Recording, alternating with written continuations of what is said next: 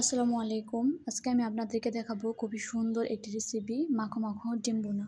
চলুন তাহলে দেখে নেওয়া যাক আজকে রেসিপি। So let's start.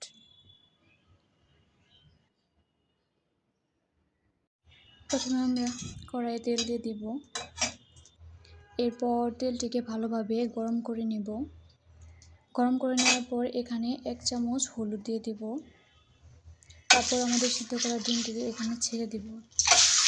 ডিমটিকে আমরা ভালোভাবে ভেজে নেব যে পর্যন্ত ডিমের কালার লাল না হবে কিংবা পোড়া না হবে সেই পর্যন্ত আমরা এটাকে ভেজে নেব।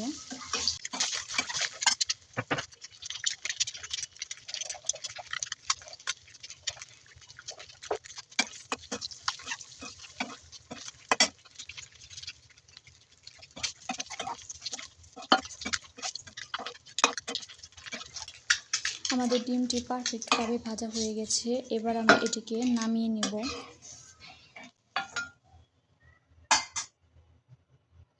এরপর আমরা এই তেলের মধ্যে জিরা, দারচিনি এবং এলাচ দিয়ে দেব। আমি 2টি পেঁয়াজ কুচি কুচি করে কেটে নিয়েছিলাম, এটাও এই গরম তেলের ভিতরে দিয়ে দেব। দিয়ে এই পেঁয়াজটিকে হালকা করে আমরা ভেজে নেব।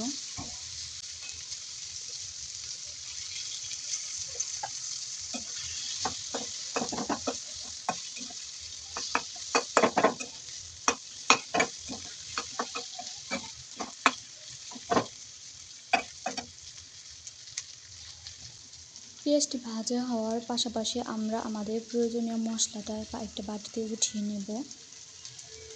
এজন্য আমরা দিয়ে দেব 2 চামচ মরিচ,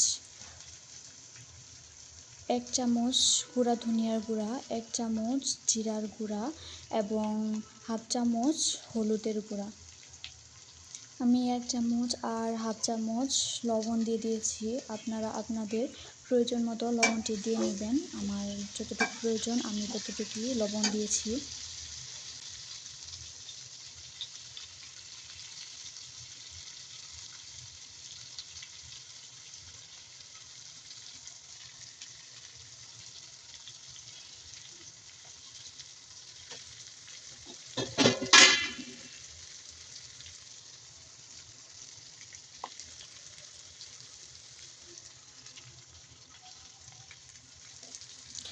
এবার এই মশলাগুলোর মধ্যে আমি হালকা পানি দিয়ে দেব এবং আমার যে হালকা পেঁয়াজ ভাজাটি হয়েছে এর ভিতরে আমি ঢেলে দেব যেন আমার পেঁয়াজটি পুড়ে না যায়। এটাকে আমরা হালকা করে কষিয়ে নেব।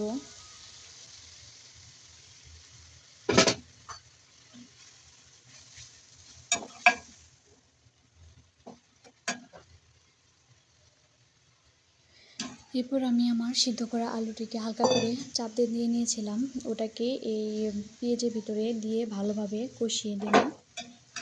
এটাকে আমি ভালোভাবে নাড়াচাড়া দিয়ে আমরা এটাকে ঢেকে দেব।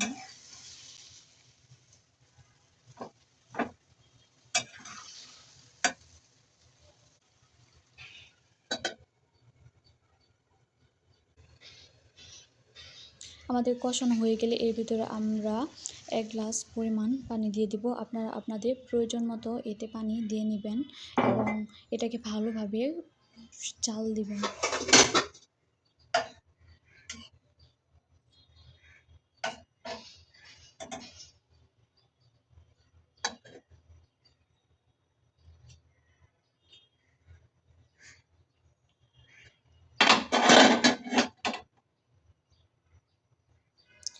আমি 2টা কাঁচামরিচ কেটে নিয়েছিলাম, এই 2টা কাঁচামরিচ এটার মধ্যে দিয়ে দিলাম এবং এরপর এটাকে ঢেকে দেব।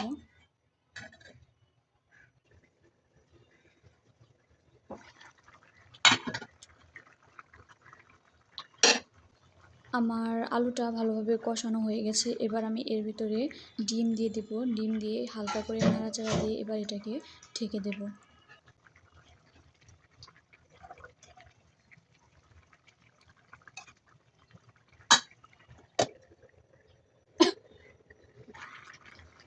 আমার ডিম ভুনাটি পুরোপুরিভাবে হয়ে গেছে। এবার আমি এটাকে নামিয়ে নেব।